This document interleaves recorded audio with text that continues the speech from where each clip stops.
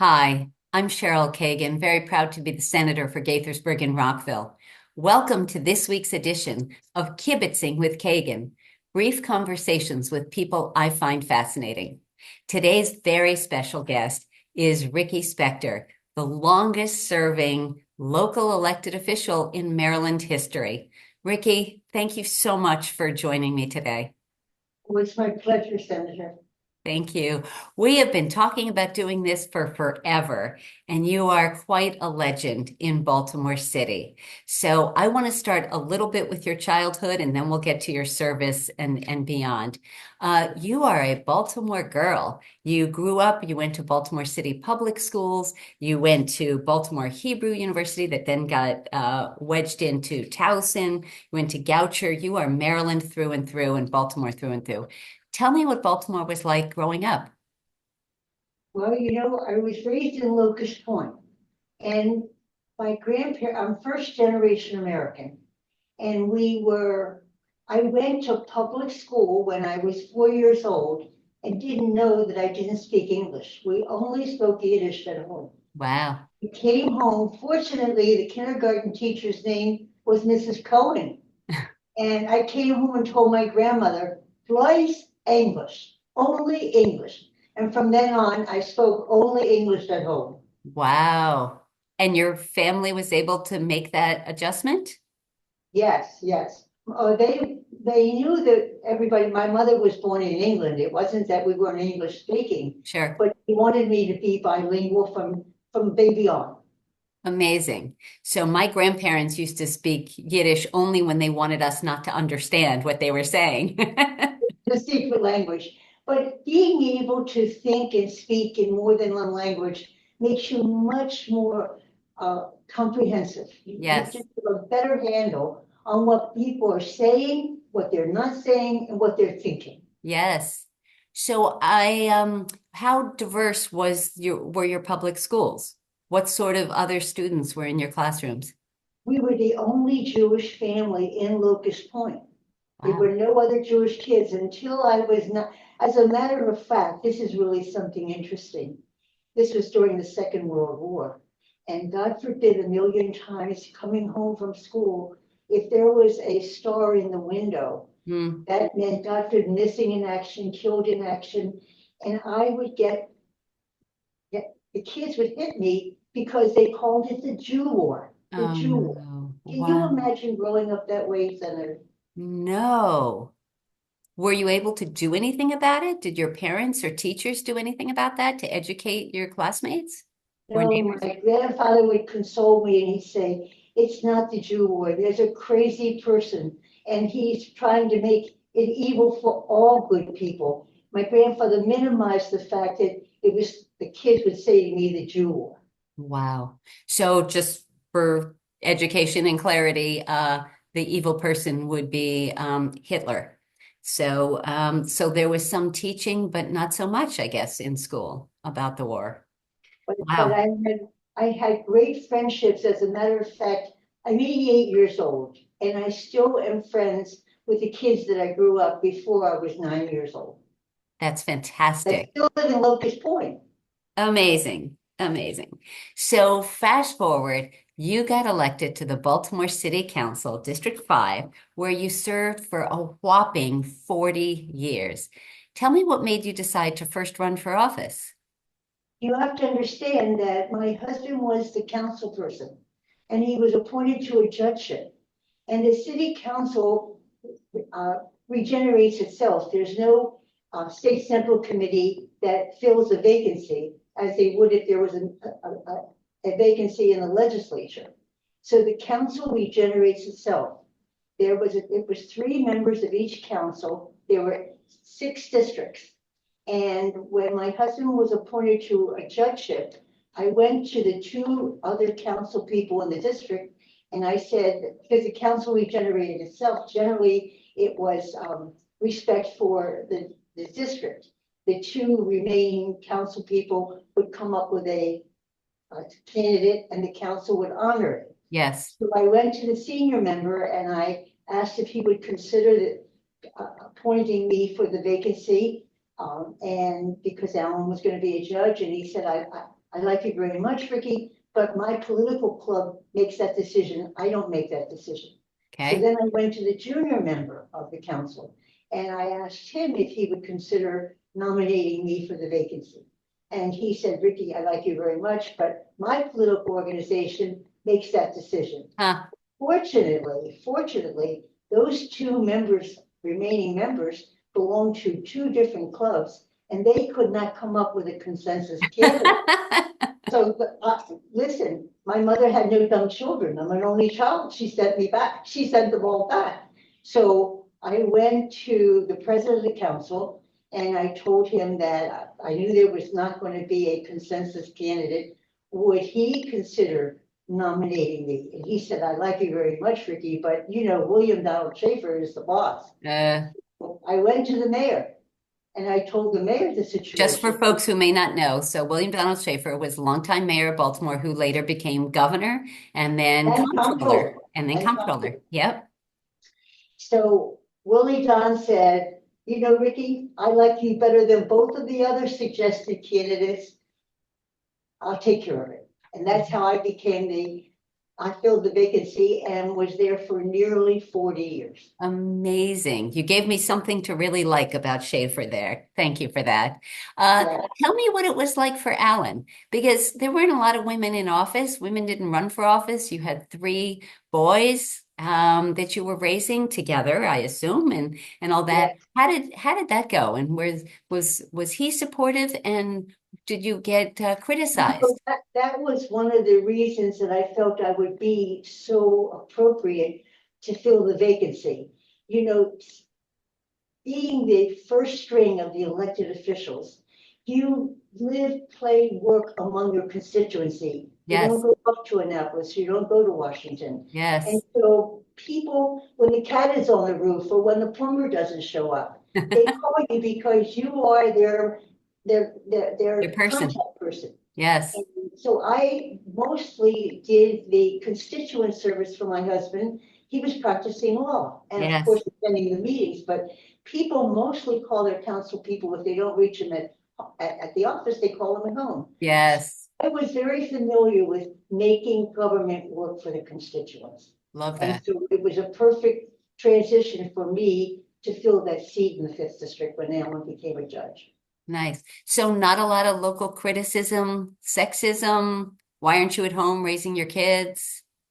Well, my boys were already in high school and Okay. my son was in college, so it wasn't a matter. The only thing that I had to do something about is I had opened an Israeli gift shop in Pikesville. And that was too much to do the shop and home and the council work. Yeah, So sold my half of to my partner. got it. So talk about the changes that you've seen, that you saw in your almost 40 years on the council. Tell me about the changes in Baltimore City. Well, you know, Baltimore had a standalone municipal election. Hmm. Baltimore was not Baltimore City, it was Maryland City. It Mm, was the home of the port, home of the nonprofits, home of the universities. And it was a very important entity. St. Louis and Baltimore City are the only municipalities that are also counties. counties. Wow. St. So Louis. that was the most important part of being a representative for the constituents. And you represented the city of Baltimore in Annapolis, at Maryland Association of Counties and the National Association of Yes, Counties. we're going to get to that. We are totally getting to that. So I Um, became, Schaefer appointed me to the Maryland Association of Counties and the National Association of Counties. And yes. I worked, when someone is a candidate for the Senate or the House of Representatives or legislature, the best person to do your campaigning is that local elected official. And that was how I was able to help get good senators, good delegates, and good representatives in Washington. Yes. Um, so going back to the changes over your tenure, there's so many folks who envision Baltimore as a city of crime and drugs and all that. Tell me where they're wrong. I have a serious worry about Baltimore. People aren't staying and people aren't coming. And it is a double-edged sword because when you don't have people sleeping at night in Baltimore, you have those opportunities for bad things to happen Yes. and for people, neighbors to be neglected or abandoned. So I work very hard in trying to stabilize neighborhoods. All the commissions and boards that I served on, that slot for elected official, I serve on those same boards and commissions, Cheryl, as a community person or an at-large person, because that is how I'm able to keep the most important partnership between the people who sleep at night in Baltimore and the people who represent those Yes. people that sleep at night. Yes. Yes. Um, all right. So you were president of the Maryland Association of Counties for a year. Tell me how Actually, they gave me the name Grand Dame. Grand I'm the Dame. Grand Dame of NACo. I love that. Yeah, Okay. I do too. Yes. So tell me what you were able to accomplish with a statewide perspective, but representing Baltimore. I'm very active at NACo as past president. I Maryland attend the Association of conference, Counties. yeah, Maryland Association of Counties.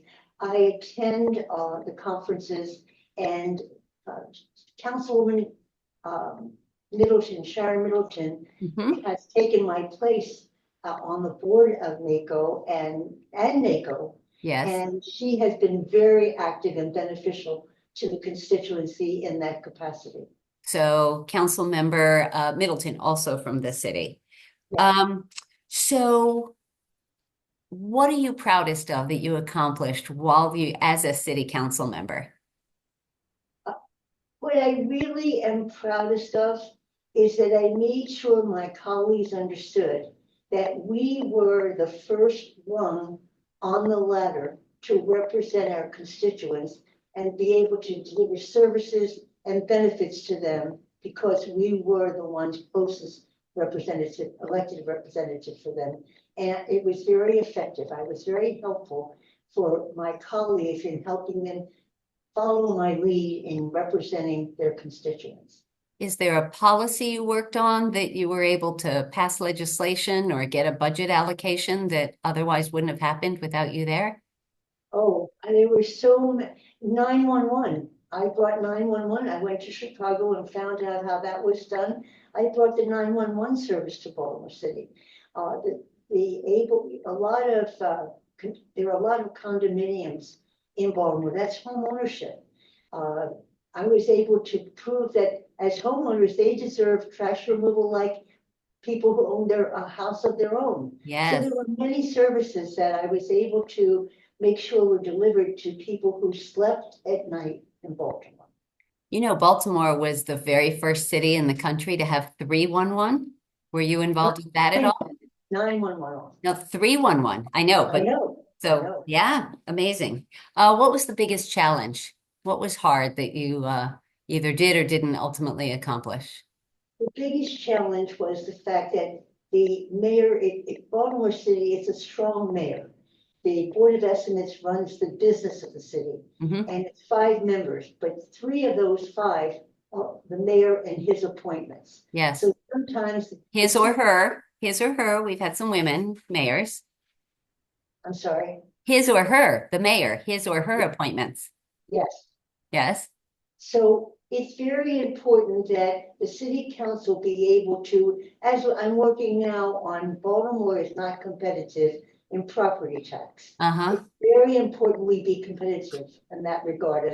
I have another meeting this afternoon in trying to help get the balance, the ability for people to not be punished for being residents of Baltimore City. The property tax in Baltimore City is double, and Hmm. we're a hole in the donut. We're surrounded by Baltimore County and Allen County. So Right. people opt to work and live and sleep and work and dine and have the stadium, but they don't want to sleep at night in Baltimore. That Yes. we have to be competitive for the property tax. Yes. So you worked with 6 different mayors during your tenure. on the council, and then obviously there have been more since then. How different is the job of council member depending on who the mayor is? How much navigation do you have to do? So as I said, the mayor controls the board of estimates, so it's Yes, very important yes. to have a good relationship with the mayor. Very important to serve your constituents at best. And did you get along with all six of them? 100%. Good for you. Okay. So you have served, you referenced nonprofits. You have served on or are serving on the board of the Maryland Science Center, Chimes, Sinai Hospital. You were on the Democratic Central Committee, the Park West Medical Center, the Housing Association, so many groups. How on earth have you had time to serve on all those boards? If you want something done, Cheryl, give it to a busy person. That is the phrase. Well, good for you. Tell me how you pick which folks to say yes to, because I'm sure you're approached by a million organizations. What are your priorities? How do you decide? I didn't understand the question. How do you decide? Lots of groups ask you to serve on their boards. Which one do you say yes to? I have continued to serve on the boards that I was assigned to when I served on the local as a local elected official. And just now recently, I've been recognizing that I could cut some of them down, and Yes. I've gotten off of 3 boards since 2016 when I retired. Okay. I serve on 3 boards less. Okay. So we have to talk about what happened in 2016 with the attempted carjacking. Could you tell that stories to our viewers and listeners? You know, the most marvelous part about it is it had a glorious ending. I was in a guarded, gated, patrolled, monitored garage at 10 o'clock in the morning when 2 kids in school uniforms came over. I thought they needed a ride. I thought they needed lunch money. It never occurred to me that when I got in my car and turned on that they would open the door and say something ugly and punch me out and throw me across the garage. I, it's a miracle that I didn't break a bone or I didn't get injured, had no broken bones. Mm. Fortunately, the garage is on a monitor in the office in the building, and they saw it, and 2 security people were running towards me on the ground when I fell by a big pillar. Wow. And the 15-year-old that was driving the car couldn't see because there was a wall blocking the security people coming towards me. The little one had gotten, I call them the little one and the big one, the little one had gotten out of the passenger side. When they got to the gate, because they realized I must be the key to the kingdom, the door needed a fob to open. Mm-hmm. And so the little one was coming for me, and he saw the 2 security people, so he turned around to run out the way they ever got into the garage. Mm-hmm. So fortunately, the security people got the young man that was behind the wheel, and the little one ran out, but police did find him running on Key Highway. Mm. The next day, when I went to juvenile court, 2 good Samaritans met me and asked me to please continue to help those boys in that community. They had been working for 4 years as volunteers. Every evening they would bring food. 21223 is one of the neediest zip codes in the state of Maryland. I was the longest serving council person in the city of Baltimore. I had no idea that we had such a devastating district. Mm-hmm. This is a district that had been totally ruined, not in the Freddie Gray riots, but the Martin Luther King in '68, and abandoned, totally abandoned. People living in houses that didn't have electricity, didn't have plumbing. People were living in those houses. Mm. So they came and they said, please continue to help us. The one good Samaritan had been in prison with the little one's father. The little one's father is a lifer in prison. And he had done some business problem, and he was from Ellicott City. And the woman that approached me had survived breast cancer and Mm, promised to do something good for the world if she survived. So mm, they brought a judge from another jurisdiction because my late husband was a judge and sure. judges don't operate on their own. So I went before the judge with the two Good Samaritans and told them what I was willing to do and to work with them to see if we could turn that community around. Catherine Pugh was the mayor, and Hmm. when I went with them into the community and saw the good they were doing, they were working on the street every night. I got Catherine to give us a school that was being dedicated surplus in June. And this was December, Hmm. and we have been located at 423 South Pulaski Street since 2016, and it's called the Food Project, and Hmm. we have turned the community around. Amazing. I've done marvels for the young people and for the people that live there.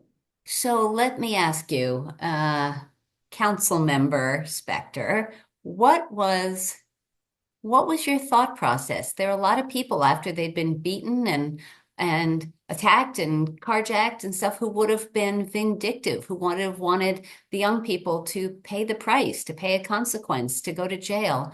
And yet you instead got engaged and mentored these young men. The fact that these two Good Samaritans had been working in that community and with those two boys, that Hmm. those two boys and their families gave me the incentive to help them continue to try to turn it around in a way that obviously was working. Yes, amazing. It was such an inspirational story that just, yeah, that's a model for so many others. And yet most people would not have had the fortitude and the love to do that. So thank you for that. I'm glad I had the opportunity. Yeah, I say, don't give them a fish, give them a fishing rod. there you go. There you go. So since leaving office, how have you stayed engaged in the community? Other than your board service, are you involved in the community in the city? I still serve on all those boards and commissions. I have two meetings when I leave here now, one helping try to reduce the property tax in Baltimore, and Okay. the other visiting with a wonderful Good Samaritan that has done some very good here in Baltimore. There's a community meeting. So after COVID, since COVID, where a lot of the meetings that have been Zoomable are Yes. now getting back to being in person. And Yeah. it's so much more effective when you work with somebody across the table or next to them, that rather than the Zooming. I totally agree with you. So I want to start to wrap up, but let me ask a few more questions. A lot of us, as we get older, start to think about a bucket list. So have you had a bucket list, and is there an item on it that you've not yet checked off that you'd like to share here? I'm 88 years old, Cheryl. I have a truckload, not a bucket, a truckload. And I'm not going anywhere till I take care of them all. Anything on it that you want to share? Mostly I want to help people want to sleep at night in Baltimore.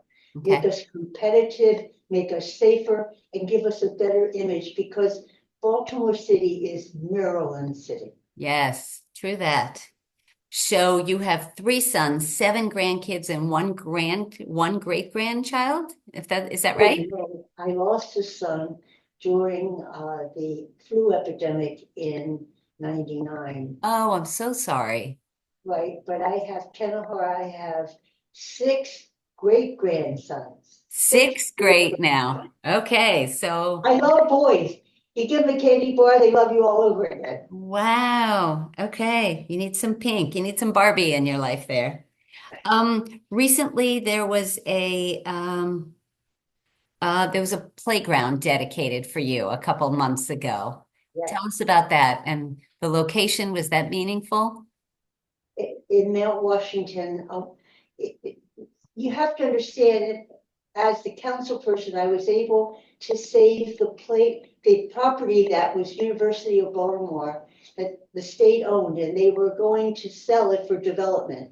And Mount Washington needed a playground. They needed a ball field. and I was successful in getting the state to cooperate and allow the community to use it as a recreational field.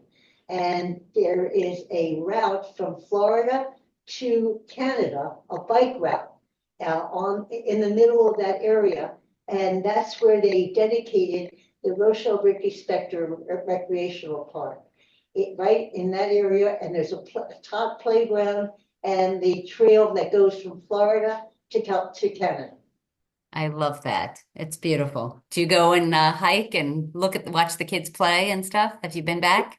Oh, all the time. It's one of my favorite picnic places. And whenever my family's together, that's where we meet and have a picnic. That's perfect. I love that. Before we shift to our Fast Five, anything else you want to talk about? Your legacy or something you're working on now? You know, I need to tell you how important it is for me and for you, especially Cheryl, to know that so much in government is broke. Is So much what? broke. Broken.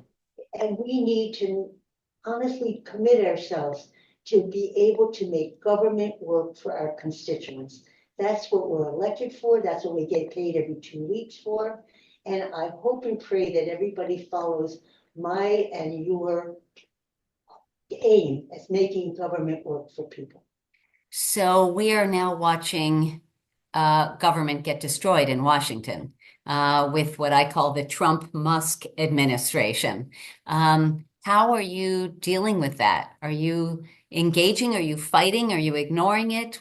How are you dealing with I'm Trump? very active in every regard. My complaint is when I see Trump's lips moving, I know he's lying. Right.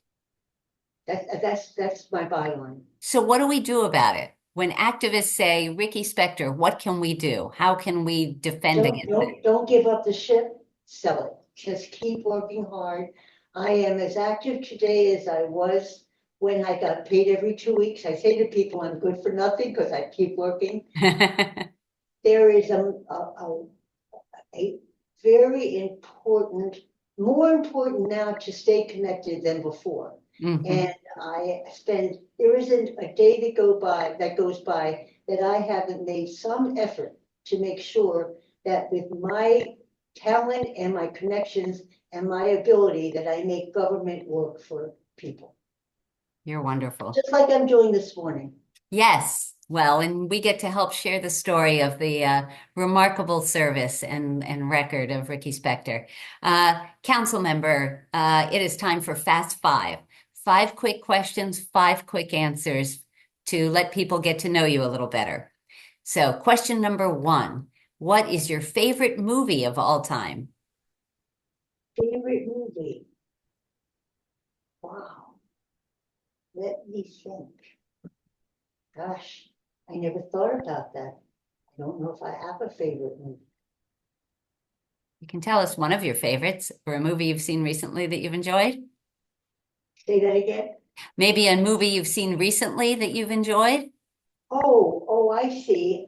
You know, I did just see Gregory Peck. I'm trying to think the name of it, but it was a wonderful story, how he represented a Black man. I don't remember the name of Oh, To Kill a Mockingbird.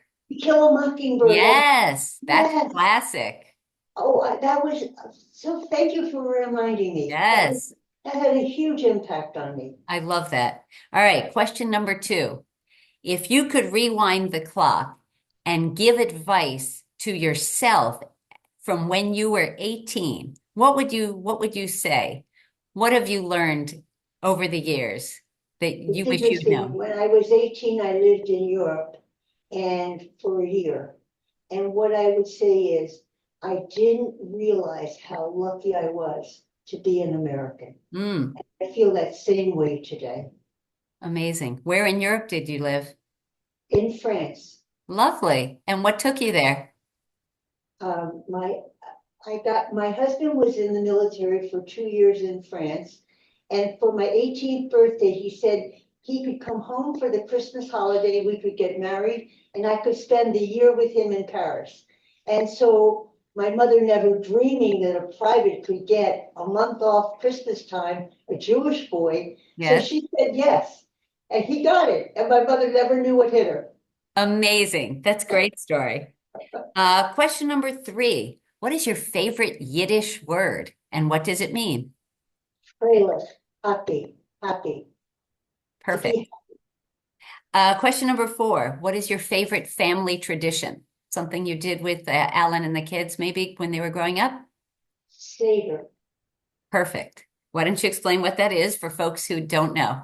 Seder is the Passover meal that was 5,000 years ago, and it's as relevant today as it was when the Jews were leaving slavery in Egypt to go to the promised land. And it took 40 years in the desert to be ready to enter the promised land. Yes, we celebrate freedom and freedom from slavery. And a lot of folks may not know that the painting, The Last Supper, was a Seder. But Seder, Yes. All right. Uh, Councilmember Rikki. we always say that Jesus was a good Jewish boy. He went into his father's business. There you go. Question number 5, the question that I ask everyone. Rikki Spector, what is your hidden secret superpower? What is a skill or talent you have, something you're really good at that most folks can't do? My ability to do for others as I would want them to do for me. Brilliant. I love that. Well, Rikki, it has taken us forever to be able to schedule this, but I'm so thrilled. What an honor to know you and to be able to kibitz with you. Thank you for your career of leadership and public service. You are remarkable. Sherry, you are delicious. I love you, and I'm so grateful that you gave me this opportunity to visit with you. Thank you. I look forward to seeing you soon. Stay well. Have a good day. You too.